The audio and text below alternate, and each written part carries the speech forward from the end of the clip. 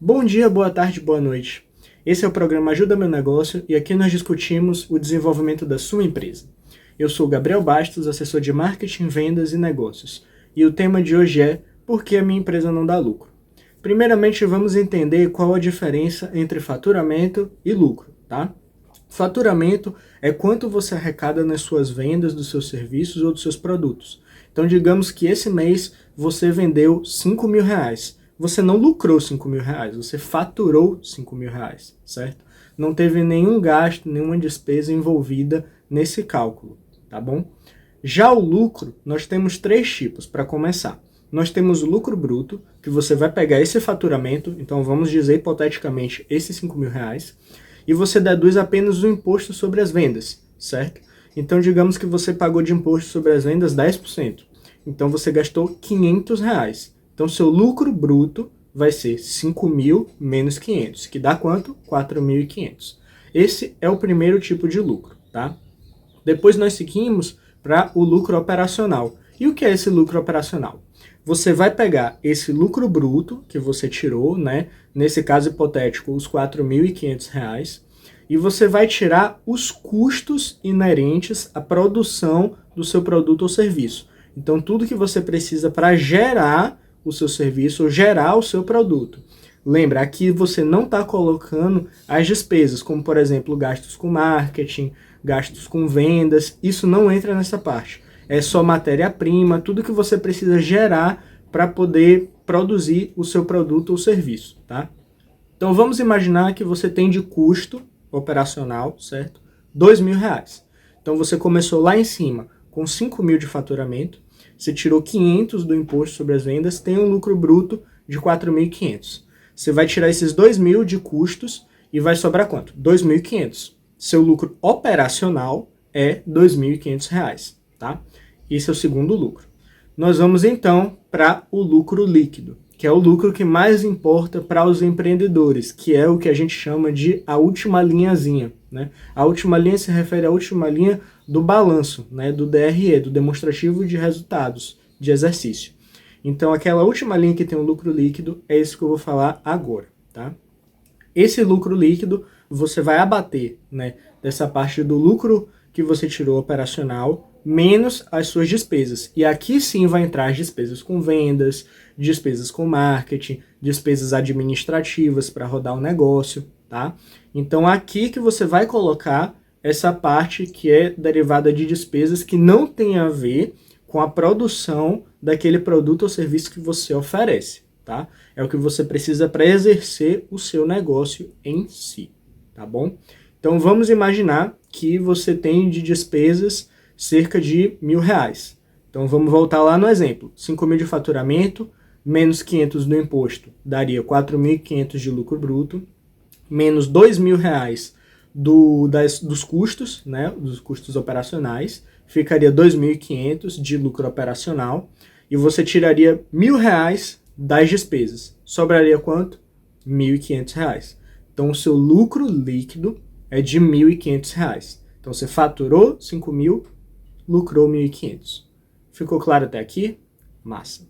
Então, esses 1.500 você pode calcular a sua margem líquida. Essa margem líquida você pode ter como base, né, para poder identificar se o seu negócio está crescendo ou diminuindo. Por que o número bruto ele não vale tanto a pena você ficar comparando?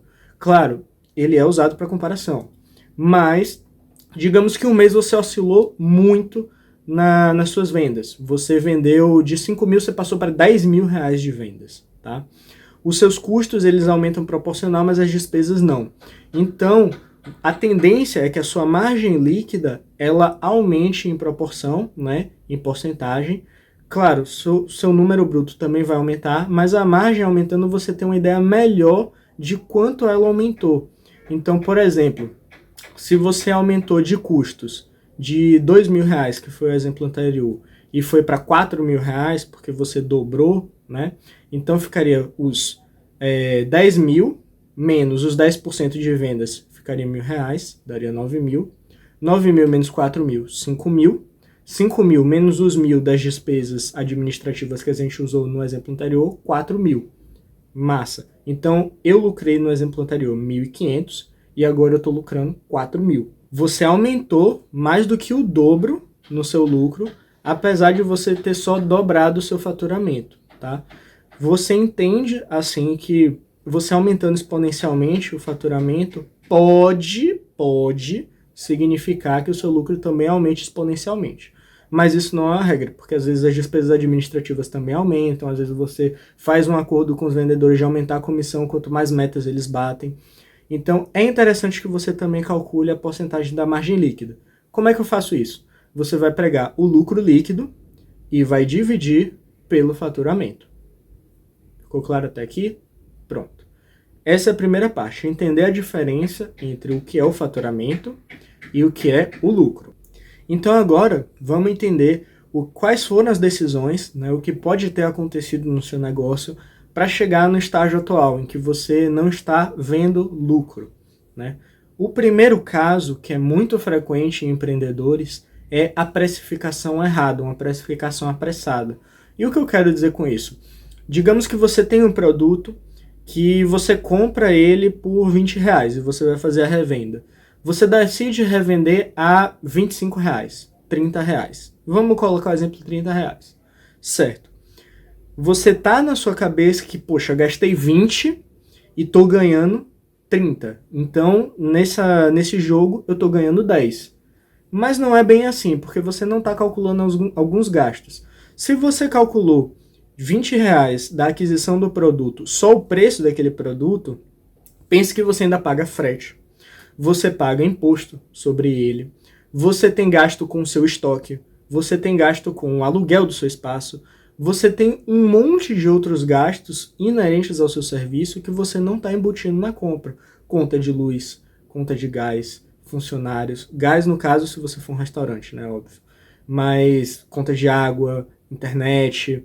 Esse tipo de recurso, né, que você está gastando para o seu negócio desenvolver, podendo ser de outros tipos também. Se você tem algum tipo de transportadora, gasolina, manutenção de veículo. Então, todos esses gastos eles têm que estar embutidos dentro do preço também, entende? Porque senão, você acaba saindo no 0 a 0. Porque imagine, se eu estou comprando o produto a R$20, estou vendendo a 30. E esses outros custos que eu não contabilizei, em cada produto iria repercutir R$15, né, incluindo todas as suas despesas, tudo que você gasta, para ficar no 0 a 0 R$15, só para você sair no 0 a 0 você teria que cobrar do seu cliente, né, R$35 e não 30. Então você já está saindo no prejuízo sem chegar no 0 a 0, entende? Então essa é uma possível razão disso estar acontecendo, não ter colocado na mesa, na ponta do lápis, tudo que o seu negócio gasta e entender como é que você pode cobrar por isso, tá? Então, tem algumas formas diferentes. Em algumas empresas, né, é comum que você tenha um carro-chefe. Então, aquele produto que sai mais, aquele produto que vende mais em quantidade. Esse produto, você pode diminuir um pouquinho a sua margem para incluir mais gastos da sua empresa. E os que têm menos demanda, você pode aumentar um pouco mais a sua margem, né? Só que diminuir os custos. Isso significa que eu vou cobrar mais caro, Gabriel? Não necessariamente, é como eu estou te falando, é uma ordem de proporção, né? Você reduz aquilo que você está querendo lucrar com aquele produto, então teoricamente ele ficou mais barato, só que em compensação você está aumentando o preço para cobrir os seus custos. Então você volta para a estaca de 0 a 0, entendeu? Então seu cliente, ele não sente o impacto, né, dessa questão da precificação, porque para ele não mudou nada, mas para sua estrutura interna fez toda a diferença, porque agora você consegue, né, compensar essa questão. Agora, se você realmente está cobrando um preço muito barato, né, e só fazer esse rearranjo de margem, etc., ou você não quer mexer na margem de nenhum dos seus produtos, aí talvez sim seja necessário aumentar o preço, tá? Mas fazer esses cálculos na ponta do lápis é extremamente necessário para entender se você está tendo prejuízo porque você precificou seu preço de forma errada, né? Então, incluir impostos, incluir os gastos que você tem para armazenar aquele produto, o tempo que ele fica em estoque, tudo isso tem que ser calculado, tá bom? Uma outra coisa que pode estar contribuindo para você ter essa margem de lucro pequena, você tem uma estrutura de custos muito robusta. O que eu quero dizer com isso? Você tem processos internos na sua empresa ou você tem fornecedores que cobram muito caro, né, e você continua com eles por fidelidade, por ter desenvolvido um relacionamento, uma amizade, etc. Mas aquele tipo de valor, né, esse valor mais exacerbado, ele acaba pesando no bolso, né? Tem essa alternativa também de poder estar acontecendo. Então o que é que cabe? Cabe você sentar e ver, né? Procurar no mercado se tem fornecedores mais acessíveis, conversa com seu fornecedor, se você tem um relacionamento amigável, um relacionamento bom com os seus fornecedores. Conversa para ver a questão de preço, para ver se não tem como fazer um tipo de acordo de tantas compras recorrentes, mas um preço menor, entendeu? Tenta enxugar a sua estrutura de gastos. Vê processos que não estão eficientes no seu negócio, estão fazendo você gastar muito tempo, estão fazendo você gastar muito recurso, e aquilo dali está consumindo todo o seu dinheiro. Então, essa também é uma das opções do seu lucro estar pequeno hoje, né? Você com uma estrutura de custos muito robusta. Então, enxuta isso. Vê o que não é mais necessário, exclui, entende? Faz esse filtro, porque esse filtro é importante de tempos em tempos. Não é porque você fez esse filtro hoje que ano que vem, semestre que vem, daqui a 2 anos, aquilo vai continuar sendo eficiente, né? O mercado está muito dinâmico, principalmente os tempos atuais, pós-pandemia, está tudo acontecendo muito rápido, o mercado mudou muito rápido, o tipo de consumidor mudou muito rápido, tá certo? Então esse estudo não é feito uma vez e acabou, deixa lá, a gente olha daqui a 5 anos, 10 anos, isso é muito tempo, tá? Então, bota uma rotina. A cada 6 meses, eu vou pegar todos esses processos, vou revisar. Se não for você que faz isso, senta com o gestor, com o seu gerente, sugere, entende? Então, mas é importante você ficar fazendo esse processo de análise de tempos em tempos para verificar se sua estrutura está aumentando em custos ou não. E se essa estrutura de custos está aumentando, também está aumentando lá o seu lucro e o seu faturamento, tá bom? Porque ter uma estrutura que está aumentando em custos não é uma coisa ruim, quer dizer que o seu negócio provavelmente está em crescimento, mas tem que ver se o seu faturamento e o seu lucro estão aumentando na mesma medida ou mais acelerado, tá bom? Porque é isso que importa. Outro erro muito comum, os empreendedores eles tendem a esperar as coisas acontecerem para tomar uma medida preventiva, né? Que no caso não é nem uma medida preventiva, já é uma medida corretiva, né? O que eu indico? Fazer uma análise de mercado, análise de cenário. Dá uma olhada no que está acontecendo no seu mercado hoje. Quais são as tendências? Poxa, eu estou percebendo que está tendo muito mais demanda por tal produto do que por outro. Por que isso está acontecendo? Qual é o impacto disso no seu negócio? Qual é o impacto disso nas suas receitas, nas suas vendas?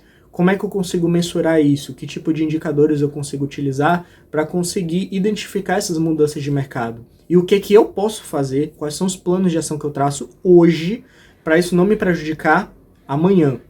Isso é uma das coisas que os empreendedores eles negligenciam de fazer, mas que é muito importante.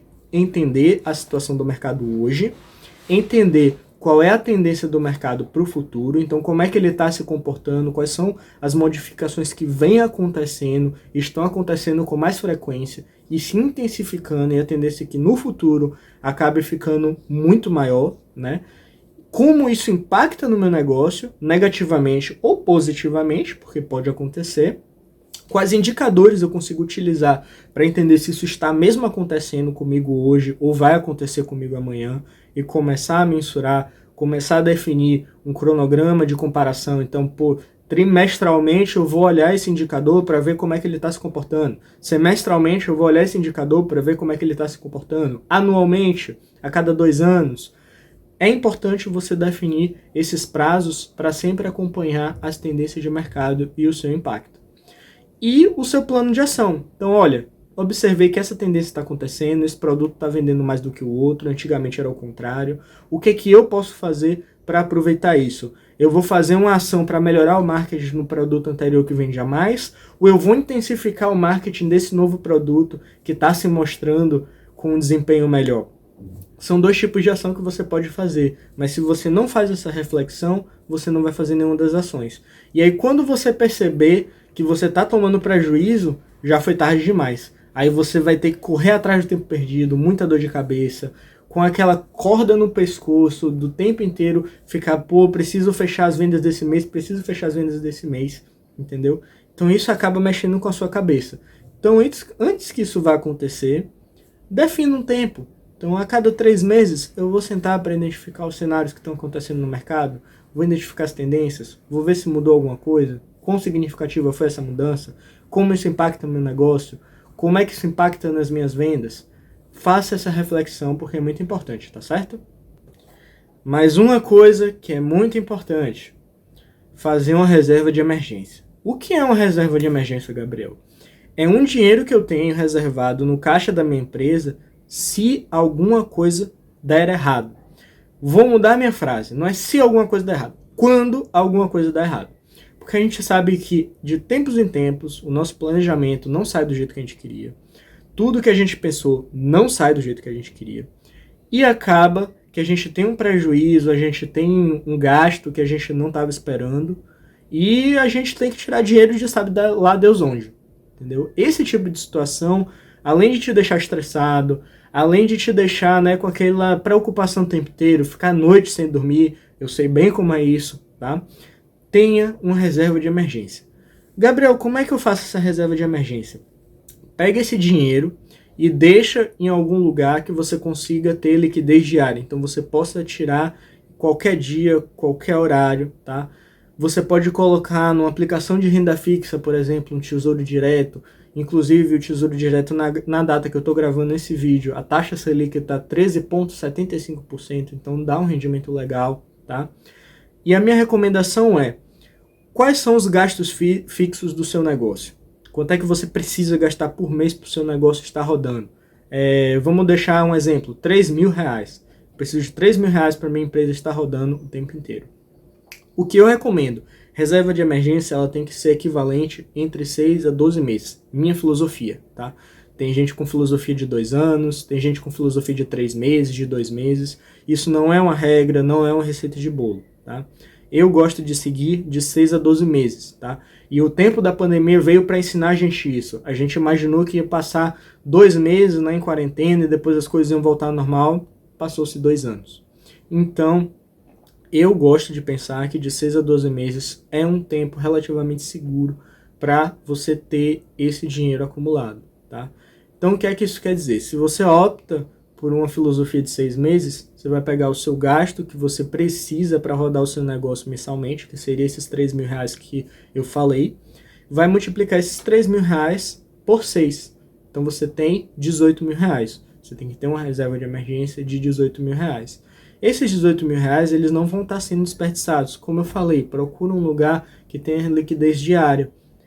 Como, por exemplo, o Tesouro Selic, né? Se você investe em uma renda fixa de Tesouro Selic, né?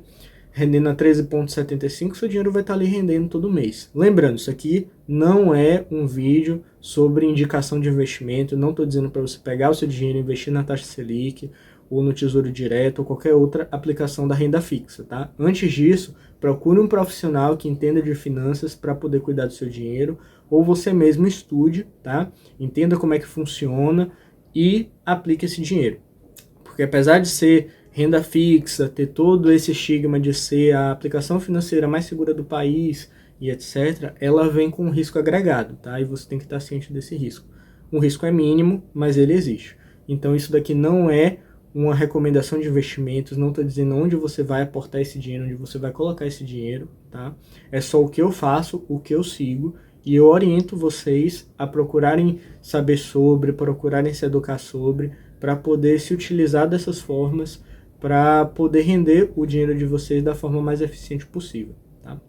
Então é basicamente isso, você vai pegar o seu custo, né, que você tem para rodar o seu negócio e vai multiplicar pelo tempo que você acha seguro de reserva de emergência. Então, se fosse 12 meses, 3.000 vezes 12, 36.000, tá? Então, é basicamente isso. Tem uma reserva de emergência para quando tudo der errado, você não tá com a corda no pescoço, tá? O importante sempre é tirar essa corda do pescoço o mais longe que você conseguir. Ficou claro? Já falei de algumas coisas, né, que vocês podem fazer para conseguir aumentar, né, essa margem de lucro dos produtos. Falei um pouquinho sobre a questão de não necessariamente precisar deixar eles mais caros para poder aumentar a sua margem, tá? E eu queria dar mais algumas outras dicas, como por exemplo, dá uma olhada se você está tendo processos internos eficientes na parte de entrega do seu produto, né? Que é muito comum você não estar eficiente dessa forma, você ter gastos que podem ser poupados, você ter distribuidores que são mais caros do que outros. Então dá uma olhada como é que você consegue melhorar os seus processos de entrega para o seu cliente, processos de produção, o jeito que eu produzo o meu produto, ele é o mais barato, ele é o mais rentável, ele é o melhor jeito de fazer a produção desse produto, não tem uma linha alternativa. Pesquisa isso, como é que eu consigo fazer isso de forma mais barata e eficiente, tá? Não basta ser só mais barata, lembra, tem que manter a qualidade do seu produto. Então, dá uma olhada nisso, vê se não tem jeitos de deixar ele mais barato na parte de produção, mas sem afetar na qualidade final. Porque o importante é você atender o seu cliente, continuar com o seu padrão de excelência, mas fazer essas pesquisas de tempos em tempos é muito bom, porque os fornecedores tendem a oscilar preço, às vezes o que era mais barato acaba ficando mais caro depois de um tempo, às vezes o processo de produção desses fornecedores vai se otimizando e eles vão conseguir um preço melhor, só que se você não procurar saber, acaba que você não consegue fazer esse tipo de acordo com eles. Então, de tempos em tempos, como tudo que eu tenho falado, né? De tempos em tempos, senta de novo, olha para ver se não tem como melhorar trimestralmente, semestralmente, não deixa isso acumulando anos e anos e anos. Pelo menos 1 a 2 vezes por ano, senta para fazer essa reflexão, tá certo? Agora que a gente já falou como a gente consegue, né, aumentar esse lucro, como é que a gente consegue aumentar nossa margem envolvendo esse lucro, eu queria trazer para vocês por onde você começa essa análise, né? Eu falei a questão do balanço, né, do demonstrativo de resultado de exercício, como é que você identifica cada linha, onde é que você consegue achar, como você tem que melhorar os seus processos internos, os processos externos, melhorar toda a sua estrutura de custos. Mas o que eu faço primeiro, Gabriel? Bom, primeiramente eu vou trazer um tópico que ele é muito batido, mas que no mercado, no dia a dia, nas consultorias, nas assessorias que eu faço, eu percebo que ainda é muito comum. Então já vou começar por ela. Separe pessoa física e pessoa jurídica. Principalmente quem é microempreendedor e pequena empresa. Tem aquela questão de colocar os gastos na conta da empresa, gasto pessoal na conta da empresa, vice-versa, gasto da empresa em conta pessoal, acaba juntando as duas coisas e fica muito difícil dissociar uma coisa da outra. Se você começa a colocar tudo junto, como é que você consegue medir sua margem de lucro? Porque eu não posso considerar que você está lucrando R$1.000 se um dos custos foi o seu café da manhã. O café da manhã não é custo, entendeu? Então, primeira coisa, separa as duas coisas. O dinheiro da empresa não vai ser usado para suas despesas pessoais e as suas despesas pessoais não tem que entrar no balanço da sua empresa. Mas, Gabriel, como é que eu faço isso? Eu sou microempreendedor, o que eu ganho na empresa é o que eu gasto para a minha vida. Simples, define um prolabore para você. Então, se você na sua vida você precisa de, digamos, R$4.000, R$5.000 para se sustentar, o seu prolabore mensal na sua empresa vai ser R$4.000. Pronto. Então, tudo que eu faturar, né, depois de tudo isso, eu vou colocar de prolabore R$4.000. Então, se eu faturei 10 mil, chegou lá na parte de lucro líquido, eu fiquei com R$5.000, né, de lucro líquido, eu vou tirar R$4.000 para mim, porque é o meu prolabore, mas esses R$1.000 que ficou na empresa não vai para o meu bolso. O ideal é que você pegue esses R$1.000 que sobraram e reinvista no seu negócio. Melhore seu marketing, invista em mais vendedores, aumente seu processo de produção, escale o seu negócio. Porque se você ficar tirando tudo que sai da sua empresa o tempo inteiro, sugando, como é que ela vai prosperar? Como é que você vai aumentar seu lucro? Porque não é uma conta mágica, não basta simplesmente você cobrar mais do seu cliente. Isso também não ajuda. Você tem que escalar com base no lucro que fica ali no final. Então tira seu prolabore, define um prolabore para você, seja ele qual for, mas não sugue tudo da sua empresa, porque você precisa investir internamente nela. Se você não investe internamente na sua empresa, ela não cresce. Não é uma receita mágica, não é um pirilim-pim-pim. Quem chegou lá na frente no mundo do empreendedorismo não chegou lá porque tirou tudo do negócio. Ao contrário, tirou o mínimo possível e reinvestiu o máximo possível. Então essa é a primeira coisa, dissocia uma coisa da outra, tá? Primeiro aspecto. Segundo aspecto, que também não é muito comum, principalmente para microempreendedor e pequena empresa. Desenvolva um modelo de negócio no Canvas. O Canvas é uma ferramenta sensacional para você colocar o seu modelo de negócio, entender como a sua empresa funciona como um todo, entender se você está com processos bem definidos, se você tem fornecedores bem definidos, se você tem parcerias que são frutíferas, se a sua estrutura de custos está muito robusta, se a sua fonte de receita ela está vindo de forma muito eficiente, tá? Então, primeira coisa, procura modelo de negócio do Canvas. Se você colocar no Google agora, modelo de negócios do Canvas, você vai achar, tá? O próprio Sebrae, ele dá esse esquema de modelo de graça para você fazer. Então procura essa fonte, constrói o seu modelo, tá? Esse modelo vai te ajudar muito a identificar como o seu negócio está hoje, onde o seu negócio pode chegar, de que forma ele vai chegar nesse lugar que você definiu e o que o seu cliente pode achar em relação a isso. Então, a segunda coisa é, constrói um modelo de negócio no Canvas. A terceira coisa é, agora já parando para fazer essa análise mais a fundo dessa parte de onde está o meu lucro, tá? Pega a sua empresa, tá? Todas as áreas e segmenta. Você tem a segmentação de marketing, você tem a segmentação de vendas, você tem a segmentação de produção, você tem a segmentação administrativa.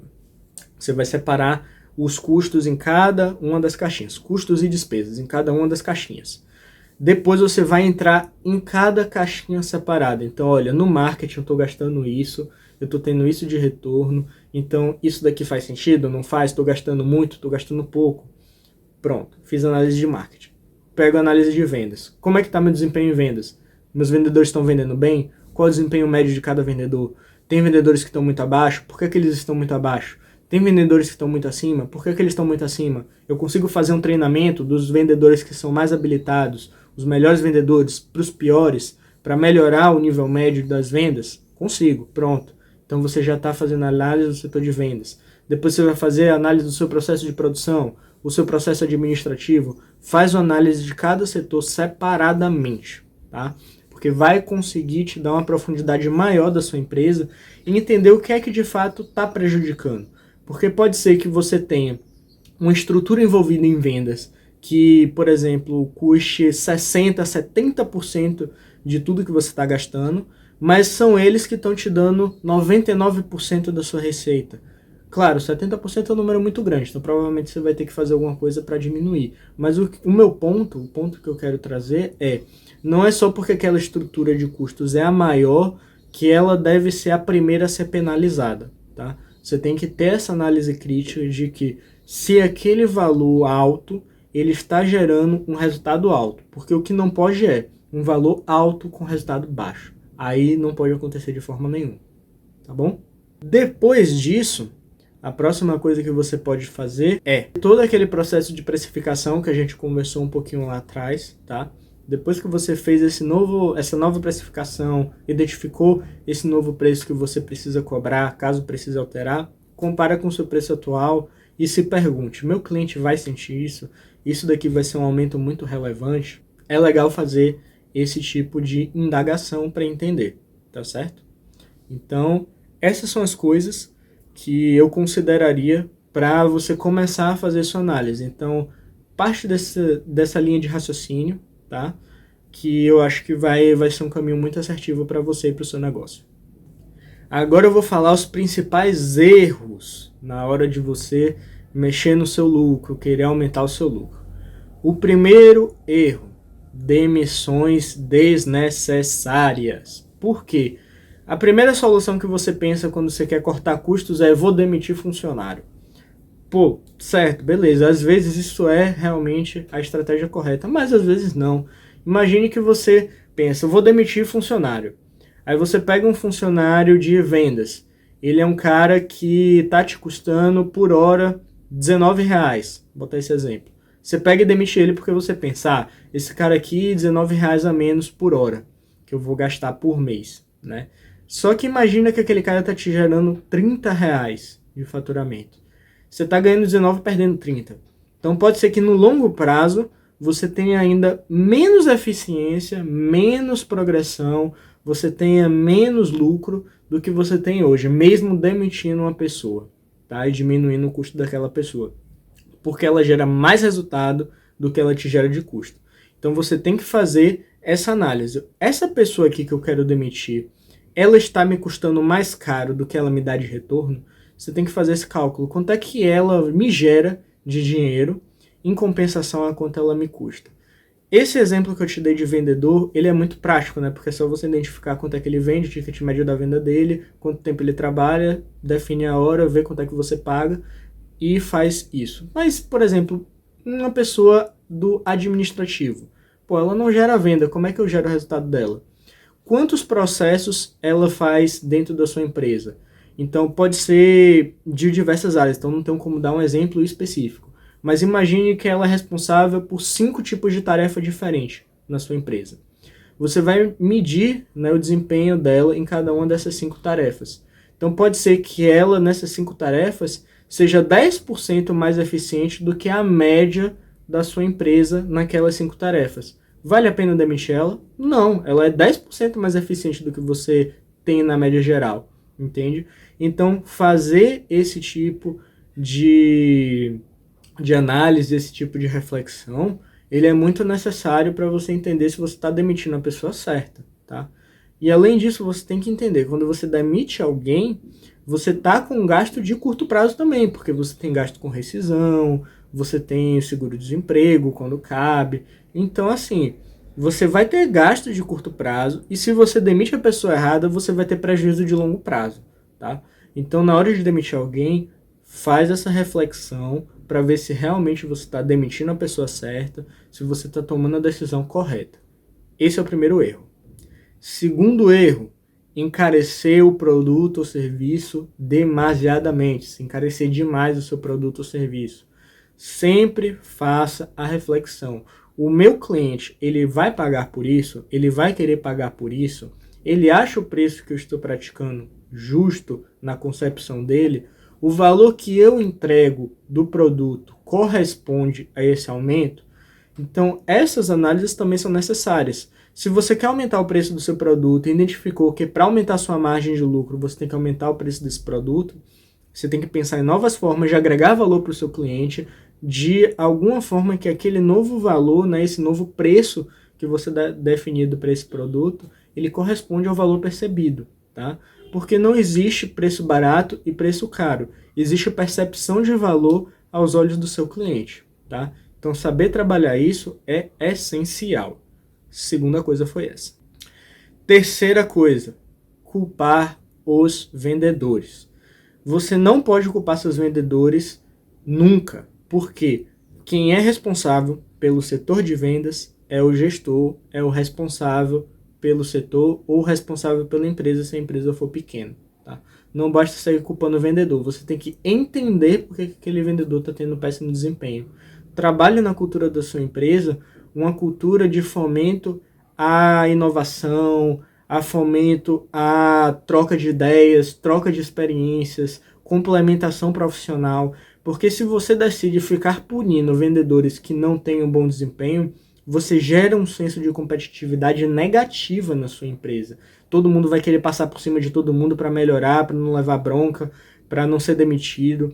A ideia é que você chame quem está tendo péssimo desempenho, pergunte como é que ele está fazendo o processo de venda deles, chame depois um vendedor que esteja com umas vendas muito boas, esteja com uma progressão muito boa, entenda o que é que ele faça nesse processo, fomente treinamentos para esses vendedores que estão indo ruins, ajude eles, invista na educação deles, porque eles vão sentir isso e vão identificar que, pô, você está querendo que eles melhorem.